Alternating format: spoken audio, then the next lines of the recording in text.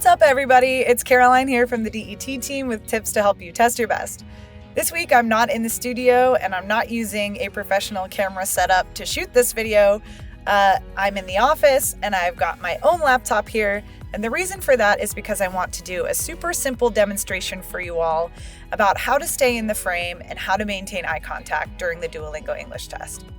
So this was inspired by a couple of conversations that I've been having with our proctoring team about common mistakes that test takers might make, or just simple things that you might not think about when taking a test from home. So let's first talk about what I mean when I say stay in the frame. So the frame refers to what you see here, which is your camera's recording of what you look like. And that is going to be watched by multiple human proctors for each Duolingo English test.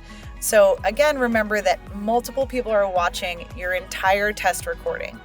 So here's a few super simple tips for the setup that makes it easier for them to ensure you're not breaking any rules. One is that you want to stay centered in the frame. So as you can see, I'm sitting here in the middle of the frame. I'm not too far to either side, and I don't have my camera tilted far up, and I don't have it tilted far down. I'm exactly here in the center, and as you can see, my camera is right here and it is at eye level. So you'll be able to see your own setup in the corner of your screen where there's a little thumbnail of your recording, and you want to make sure you look centered in the frame. If you're too far to the side or too far up or down, that can increase the probability that you might go out of frame during the test. And that's a problem because we need to see your face, your eyes, and your ears throughout the entirety of the test. So speaking of your ears, if you have long hair like I do, make sure you either put it behind your ears so that they're uncovered, or you can have it up like I have it right now. That helps me when I'm in a situation like this not be distracted by my hair. One exception for this is if you wear a religious head covering that covers your ears. That is permitted, and I'll put a link to more information about that in the description box below. So to review, we're centered in the frame, our eyes, our ears, and our whole face and head are visible. And also finally, just make sure you are well lit. So what I mean by that is that if you have a light source in your room, you want to try to put it in front of you. So that would be behind your laptop. Mine is actually up here. That helps to put the light on your face and not behind your face. If a light source is coming from behind your face and you don't have enough in front, sometimes your face is too shadowy for proctors to ensure that you're following all the rules of the Duolingo English test. So super simple setup, centered, everything's visible and brightly lit. And then try not to move the camera or yourself around too much during the test. I do think it's natural to kind of like shift in your seat, or you might want to come in and look at something more closely on the screen. Maybe if you're describing an image, that's fine, that's natural. Just try not to move out of the frame or bump your camera and mess up this perfect framing job that you've done. So those are the basics. Then I wanted to talk a little bit about this eye contact rule that is commonly asked about in my YouTube comments and also elsewhere on social media and in our support chats. This is the rule that you need to maintain eye contact with the test. And the reason we have this rule is because we want to make sure you're not looking at any external resources.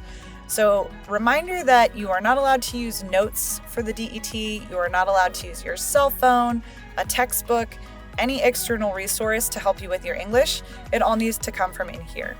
So the way that we need to ensure that is to make sure that you have eye contact with the screen or the camera throughout the vast majority of the test. Now, that said, there may be some moments where you might find yourself glancing away in thought or looking down to type.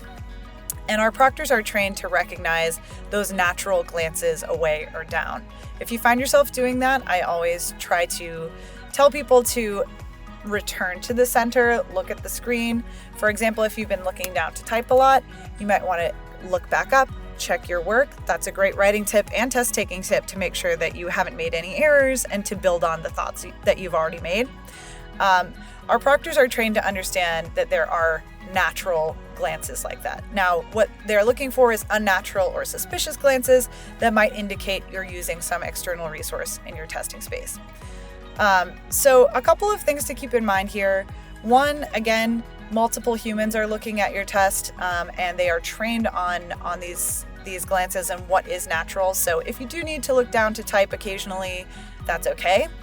And two, remember that there are lots of different types of tasks on the Duolingo English test, and a lot of them don't require extended typing at all. In fact, there's a lot of speaking questions like I'm doing right now, so I'm just sitting here looking at myself in the screen and maintaining eye contact with myself. And there are also a lot where you're going to be using your mouse to select words or highlight an answer or select a drop-down answer. So those questions should be pretty easy for you to maintain eye contact with the test, because what you need to be speaking or selecting is right there on the screen. Okay, so those are a couple of simple tips and tricks that I learned from our proctors recently. I hope they were helpful for you. Let me know if you have other questions in the comments down below. And also let me know if you like this more chatty, kind of unscripted style of video, and if there's another topic you want me to talk about.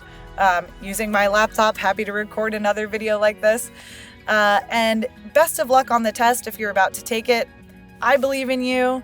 And we'll see you in the next one, test takers. Bye.